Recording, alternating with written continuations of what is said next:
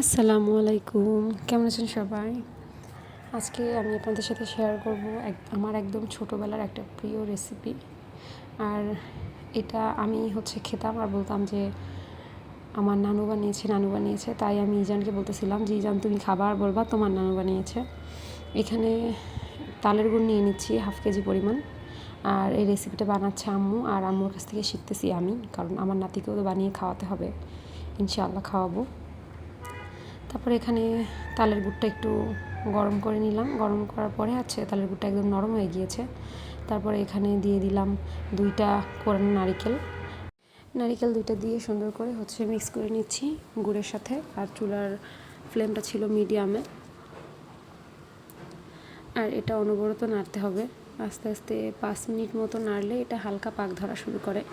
তো তার মধ্যে আমি আম্মুর কাছে দাঁড়িয়েছিলাম, কারণ এটা আমার শিখতেই হবে, আমি এটা পারি না এখনও বানাতে। আম্মু নাড়াচাড়া করতেছিল, আর আম্মুর কাছে আমি জিজ্ঞেস করতেছিলাম বারবার যে কখন হবে। তো তার মধ্যে আবার এই পাশে চাল ভেজে যে গুঁড়াটা করে নিয়েছিলাম, ওই গুঁড়ার মধ্যে দিয়ে দিয়েছি একটু জিরার গুঁড়া, টালা জিরার গুঁড়া আর কি।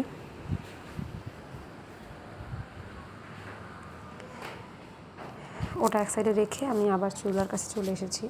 চুলাটা আম্মু নাড়াচাড়া দিয়ে নিচ্ছিল অনবরত, নিচ থেকে যেন লেগে না যায়।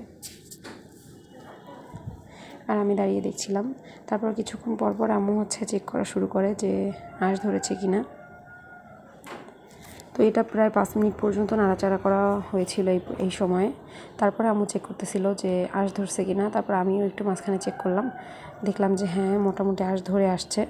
আর এটা হালকা আঁশ ধরা অবস্থায় আম্মু ইয়াটা দিয়ে দিবে, চালের গুঁড়াটা।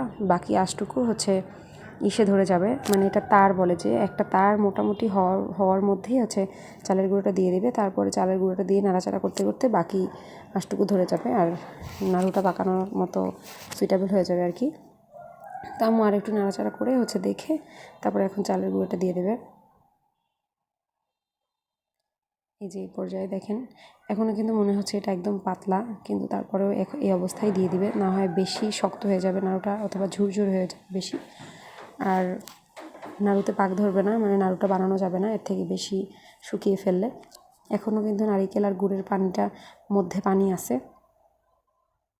এই যে আম্মু অনেকবার করে চেক করে দেখলো যে এখন হ্যাঁ ঠিক আছে, মানে তার একদমই হয় নাই, আবার একদম বেশি তার হয়েছে এরকম না। মানে ফার্স্টের দিকে যেগুলো যখন চেক করছিল তখন দেখছে যে একদমই তার হয় নাই, আর এখন দেখে যে হ্যাঁ তার হওয়ার পর্যায়ে আসছে, তখন চালের গুঁড়োটা দিয়ে দিয়েছে, ভাজা চালের গুঁড়ো আর কি।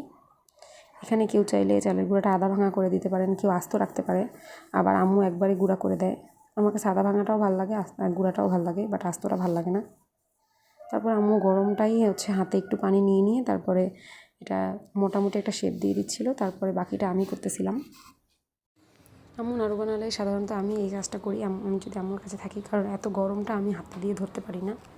আম্মু একটু শেপ করে দেয়, তারপরে বাকিগুলো আমি করি। আর এই নাড়ুটা কেউ চাইলে একদম গোলও করতে পারেন, যার যেরকম পছন্দ। এই যে আমার ছেলে একদম গরম নাড়ু উঠিয়ে মুখে দিছে আর পুড়ে গেছে মুখ। আমার ছেলেরও মাশাআল্লাহ অনেক বেশি প্রিয়। আর বাবুর জন্য দোয়া করবেন, ও সবসময় প্রায় অসুস্থ থাকে, একদম শুকিয়ে গেছে। আর এই যে পারফেক্ট একটা নাড়ু, অনেক মজার, অবশ্যই ট্রাই করবেন।